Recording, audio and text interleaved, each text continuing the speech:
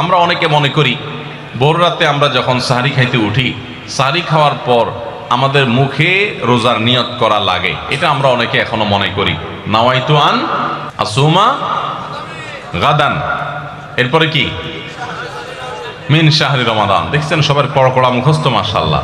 মাসনুন দোয়ার কথা যদি জিজ্ঞাসা করি তাহলে অনেকেই বলতে পারবেন না, কিন্তু যে দোয়ার কোনো ভিত্তি কোরআন হাদিসে কোথাও নয় ওইটা সবার মুখস্থ। নকলটা সবার মুখস্থ, আসলটার খবর নাই।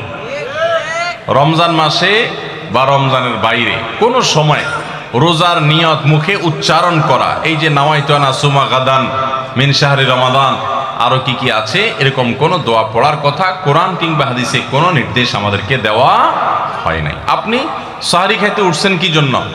রোজা রাখার জন্য। রমজান রোজা রাখার উদ্দেশ্যে সাহারি খাইতে উঠছেন, বাস এটাই নিয়ত। নিয়ত মানে মনের উদ্দেশ্য। নিয়ত মানে কি? মনের উদ্দেশ্য। অতএব সে উদ্দেশ্য আছে, তাতে নিয়ত হয়ে গেছে।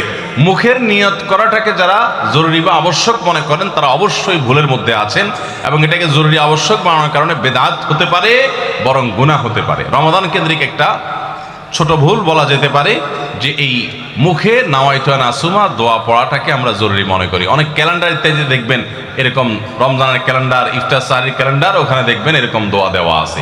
এই দোয়ার কোনো ভিত্তি কোরআন অথবা হাদিসে নাই।